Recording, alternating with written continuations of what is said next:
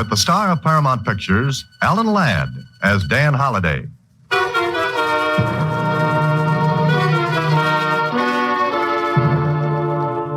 Box 13, care of the Star Times. Enclosed, you'll find enough money to do what I want you to do. Go to the Mason auction rooms and bid on an old Chinese teakwood box. I must have that box. And if you get it for me, wait for further instructions.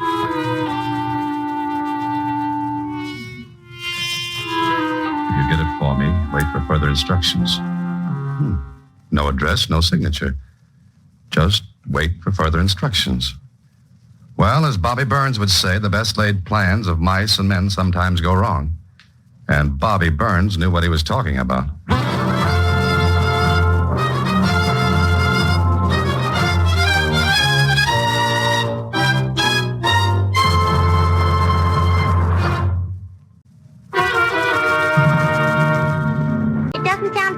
Mr. Holliday. You never can tell, Susie. Now, suppose this teakwood box contains a $1,000,000 crown jewels, and suppose international jewel thieves are after them, and I get mixed up and... Gee, go on, Mr. Holliday. That sounded wonderful. Well, what happens then? Well, and then What am I saying? I must be out of my head. Well, I think you should go. To the auction, I mean. Auctions are very interesting. I went to one once. They're like a gin rummage sale. The gin, Susie. That's extra. Oh. Anyway, maybe I'll see what's in that teakwood box. You'll be able to reach me at the Mason auction rooms. Well,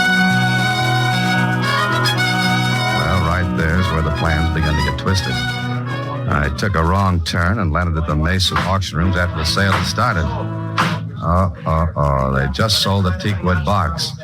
Sold it to a scared-looking little guy. He was about 55, pale, and he kept looking around the room while they wrapped the box for him. It wasn't big, that box. Maybe about the size of a cigar box. But the way the little man hugged it to him when he left, it could have been made of beryllium. Okay, so I missed the boat. Or I mean the box. But I wanted something for my trip across town, so I followed the pale little guy from the room.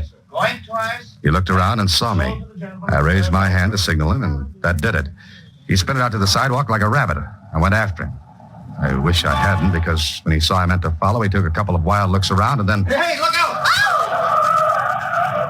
He ran across the street against the traffic signal and then right into the path of a car. What happened here anyway? I pushed my way through the crowd that gathered. The little guy was lying on the street. I couldn't help it. He ran right in front of me. He ran against the line. Hey, did anybody see it? Did anybody see it? Yeah, I saw it. It wasn't your fault. No, it wasn't my fault. I was trying to stop. I wasn't going fast. I was just going to make the turn.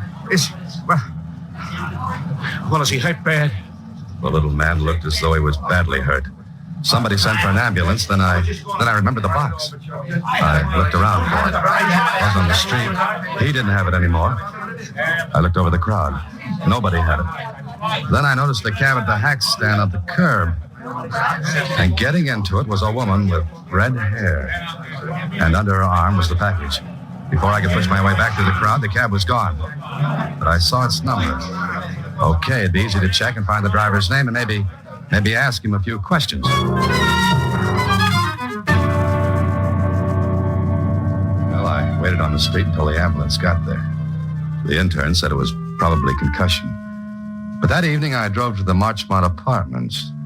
Yeah, that was where the driver of the cab said he took the woman. I looked at the names on the mailboxes. 9 apartments in the building. Well, one way to get in was to push all the buttons and wait for the door to click open. I went in, but as I did, I looked out the door. There was a tail on me. I caught a quick glimpse of a man's face. He hurried past, but not before he gave me a good look. Well, that teakwood box was leading to something. After disturbing 7 occupants of 7 different apartments and getting 7 nasty comments, I rang one buzzer. The name underneath was Ruth Cornwall. Is that you, Tommy? Yes, Ruth. Just a second. Oh. Good evening. Who are you? Not the Fuller Brush man. May I come in? Of course not. I've come about a teakwood box. Will you please go? Oh, maybe you didn't hear me. I said I've come about the teakwood box, Miss Cornwall. I don't know what you're talking about. And if you don't go, I'll ring for the manager. All right. Ring for him. Well, Is this a joke? I don't know. That depends on you. Well, Come in. That's better. Now, who are you? My name's Dan Holliday. Do I know you? No, I don't think so. But I know you. Oh, you do? From where? From this afternoon, when you hopped into a cab with a package that belonged to a little man. Oh, If that was supposed to be a careless laugh, you need a lot of rehearsal. what makes you think I'm the person you're looking for? I just managed to catch sight of that beautiful red hair of yours. Really, Mr. Holliday, I thought this was a joke at first, but it's getting a little absurd. Oh, no, wait. I think you'd better go now. All I want is an explanation. What's in that box? What's in that box that makes it so important? Well, if I knew what box you were talking about, maybe I could tell you. Let's quit waltzing, Miss Cornwall. You wouldn't have let me in this apartment if you knew nothing about all this. But you were scared enough to let me come in and talk. That makes sense? Why should it? Because I could swear you seem relieved about something.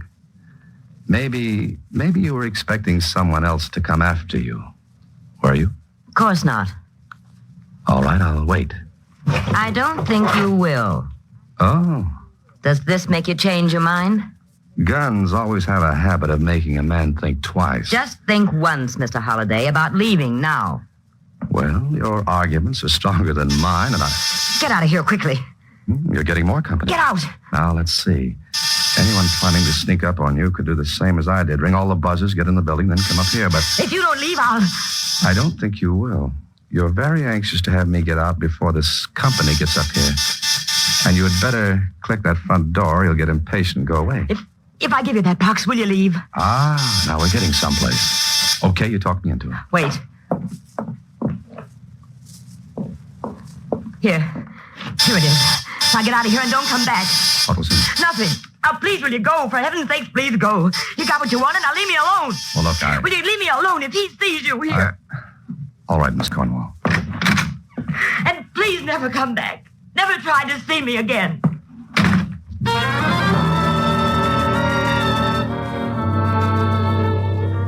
I don't know what it was, but there was something about Ruth Cornwall that put me in sympathy with her.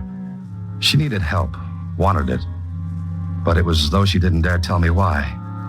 I went down the hall, ducked around a corner, and stopped just long enough to look back and see a man go into her apartment.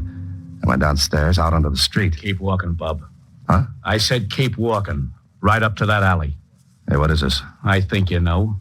But if you want to play 20 questions, I'll let you ask one. This give you a hint. Oh, when you pull that gun back, take it easy. I think you've got it caught in my ribs. Now walk.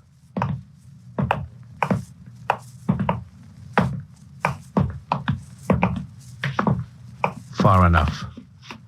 Now what? Give me that box. What box? Ain't you funny? Yeah, I do card tricks, too. That's enough. Hand it over. This seems to be my night to play give and take. Okay. That's better. Now, good night, Holiday.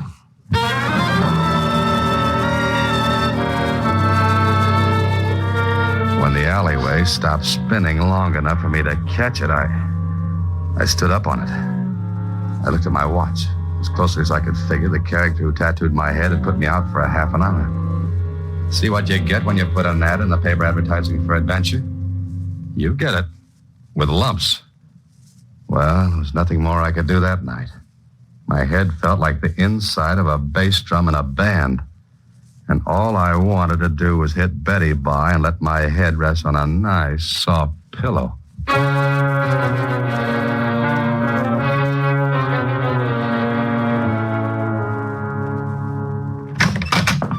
Good morning, Sue. Oh, Mr. Holliday, this man's been waiting for you. You again. You sleep all right, Mr. Holiday? Like a top, I spun. Yeah. Do you want me to do anything, Mr. Holliday? I wish you could, Susie. Mr. Holiday, I know a man who wants to see you right now. Uh-huh. Can I persuade you to come along? Do you think? Yes, you seem to have a way about you. Susie, Yes, Mr. Holliday?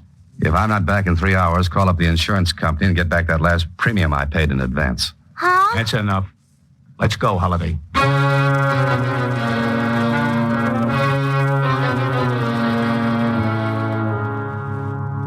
Here's Holiday, Mr. Conrad. Oh, yes. Please come in. Sit down. What's the idea? Funny, I was going to ask you that. Here, take a look. Well, that's the box. But it's empty. So it's empty. What am I supposed to do? Fill it with Easter eggs? Shut your trap, Holiday. Take it easy, Jimmy. Maybe Mr. Holliday will tell us things. Now, Mr. Holliday? Like what? Look, I sent you the letter to bid on this box. I checked. Never mind how I found out who you were. Oh, well, then you should know I didn't get the box at the auction yesterday. I know, but you got it last night. From whom? Look, that's the way I got it. Empty. What more do you want from me? Information. Who had that box? Does it make any difference? You've got it now. I want what is in it. That's the way I got it. Jimmy, Yeah, Mr. Conrad? did you see anybody take the box yesterday when that man was hit by the car? No, whoever did got away fast. But Holliday, you went to the Marchmont Apartments last night. When you came out, you had the box. And that's as far as it goes. Not quite. Where'd you get it from? Conrad looked hard at me. So he didn't know Ruth Cornwall. I could tell him and put her on the spot. But I didn't want to do that. Not until I found out a bit more. Conrad got up from behind his desk. I don't know what game you're playing, Holliday, but I can tell you this. You won't play long. And I'm telling you, I got the box that way empty. All you have to do then is to tell me who picked up that box at the accident yesterday. Yes? And what if I don't? Jimmy. Yeah? How hard is Mr. Holliday's head? Not very. Go ahead, then. Wait a minute. Hold it, Jimmy. Okay, Holliday? What? Look, you want what was in that box, right? Sure. Then let me go after it. What are you talking about? You didn't go to the auction yourself to bid for the box, which means that you didn't want anybody to see you get it. All right. Whatever was in that box is important to you. But if you beat me up, you'll never find out. You see, I'm the only one who knows who had it. Oh, we could go to the Marchmont and find out. Sure, but you wouldn't find anybody because there's nobody there now. You're smart, huh? Yeah, smart. It was a bluff, it had to be, but Conrad was afraid to call it. If he did, he wouldn't get what he wanted, he thought. He stared at me and then... Okay, Holliday, I don't know how you found out how important this is, but evidently you did. All right? How much do you want? What makes you think I want anything? Are you kidding? Okay. We'll decide that after I get what you want. Bring the notebook and we'll talk it over. It's a deal. But you won't be alone, Holliday. You'll have company all the way. Oh, how nice. Jimmy has such a good face. You know, it'll do me a lot of good to be seen with him. Yeah, if you don't come through, it could also do you a lot of harm.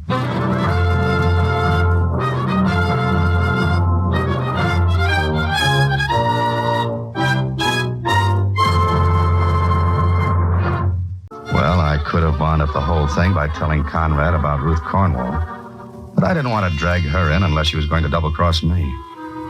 Okay, there had to be a starting point. And for me, it was the hospital where the little guy who had bought the box was taken after his accident. Well, I'm afraid you can't talk with him, Mr. Holliday. As a matter of fact, there was another man here yesterday. And he frightened our patient so badly that he had a relapse. Oh. Doctor, what's your patient's name? Ralph Sanders. He's an ex-convict. Just got out of prison a few days ago. Oh. Okay, thanks, Doctor. Here's my name and phone number. If I can talk with him at any time, please call me, will you? So that was a dead end. Then I got the idea that the people at the auction rooms might be able to help. Here it is, Mr. Holliday. That box was part of lot number 509. What does that mean? Well, lot 509 was in storage here. For a time, we received the money to pay for the storage, and then it stopped. How long ago? Oh, it must have been over 60 days. We hold goods that long and then offer them for sale to pay for the storage charges. How long did you have this lot 509? Well, let me look at the books. 4 years. Oh. Do you know the name of the person who owned the goods? James R. Conlon. At least that's the name on our books. Did you make any attempt to locate this Conlon after the payments on storage stopped coming in? Yes, we did, but we couldn't. I see. Oh, one more question. Did you advertise this sale? Oh, yes, we're bound to by law. You advertised in the papers? That's right. Thanks very much.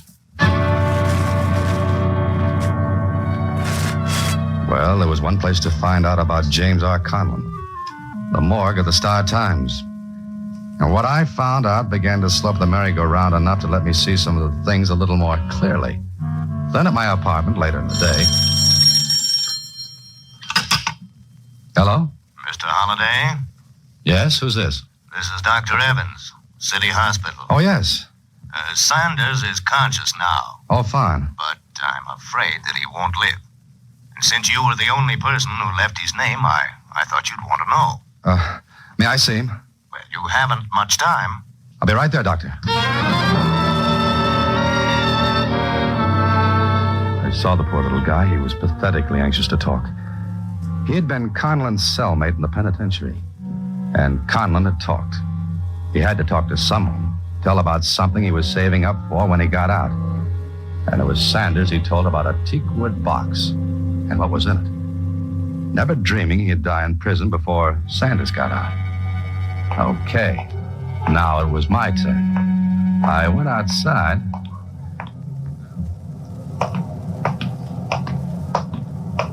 Hello, Jimmy. Still playing tag with me? What's the idea, Holiday? Oh, I'm full of ideas. But the best one of all is, let's go to Conrad. You got that book? Not with me, pretty boy. You want to get your head singed? Look, we're going to Conrad right now. Why, I ought to poke you. You ought to, right but now. you won't. Now, let's get going. If we stand here one more second, I'll let that notebook loose where it'll do the most good. Or the most harm. And that, Big Ears, depends on the point of view. Why, Okay. Okay, but you're asking for trouble. Fine. Let's go hunt for it, shall we?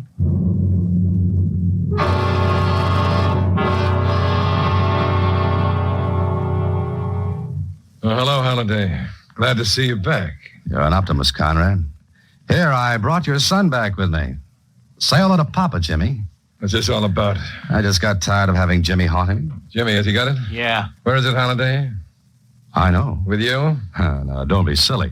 Jimmy, you let him get it and do a fade-out on you. No, I didn't. Oh, no, Jimmy was with me all the way, and a more gruesome companion no man could ask for. Stop yapping. Okay. A while ago, I talked with a little guy named Ralph Sanders. Sanders. So? He was Conlon's cellmate in prison. Go on. It seems Mr. Conlon had a notebook filled with a lot of details that would blow you and your nice bunch right out of the window. Where is it? As if I'd tell you. Now listen. You found out about the box because Sanders talked.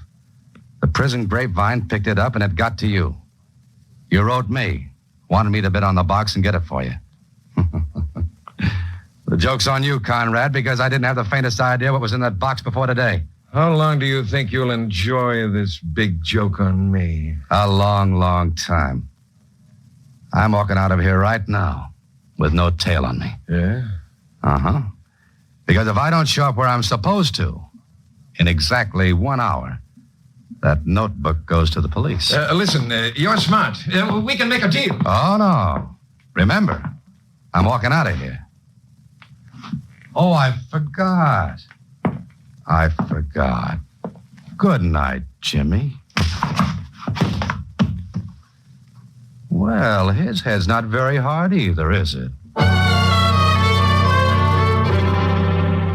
Sure, I walked out all right, but I expected to feel my back pick up a few ounces of lead on the way. It didn't. I was very happy about that. There was still one more thing to clear up. Ruth Cornwall. If she had that notebook and Conrad found out about it, then I was out in the cold. I got to the Marchmont apartments as fast as I could because it could be that she was going to do a little business with Conrad herself. I got in, went to her apartment.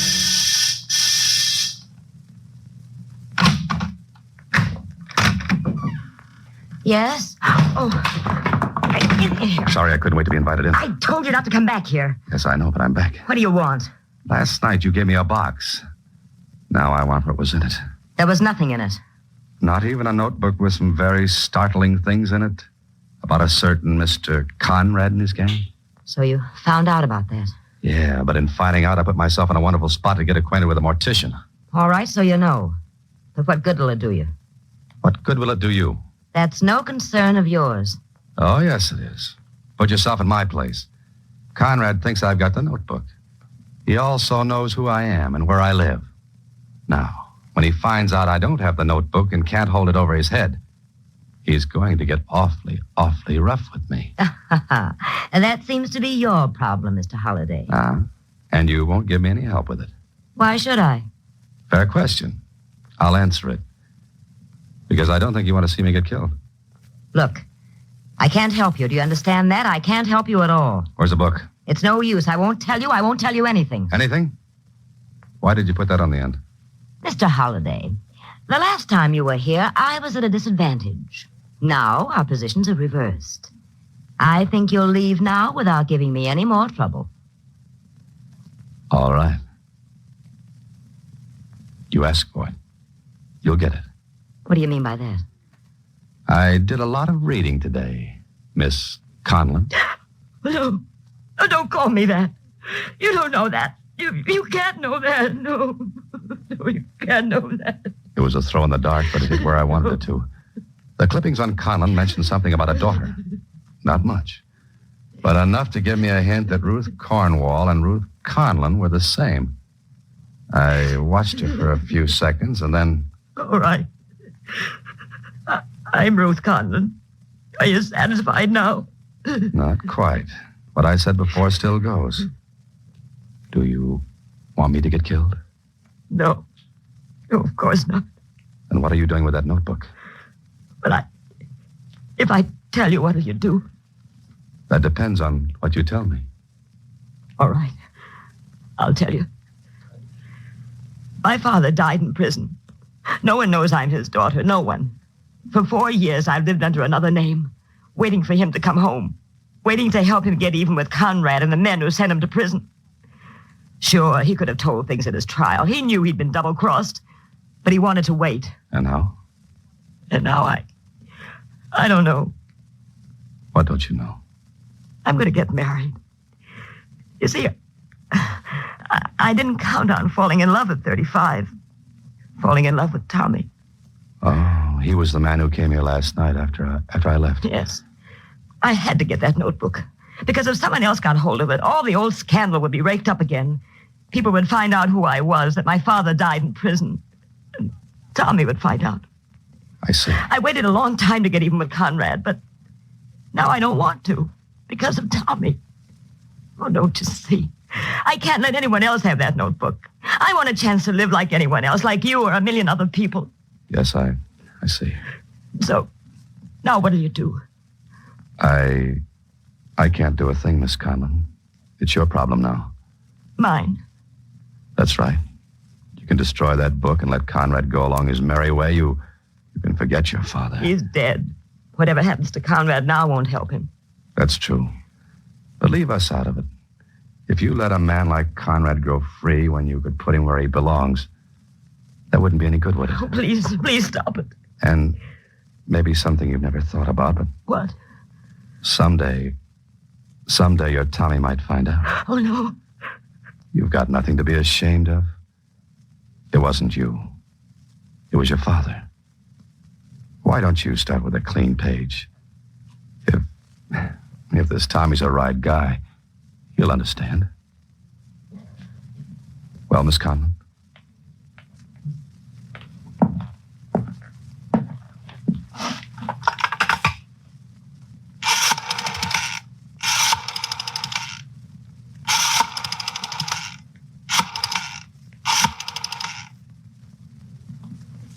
Hello, Tommy. Darling, I want you to come over right away. There's something we've got to talk over. All right, dear.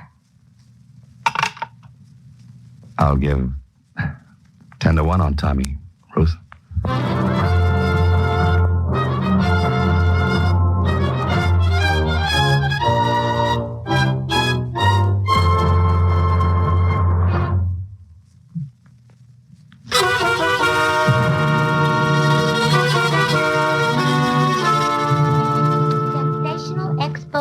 of notorious racketeer after 5 years.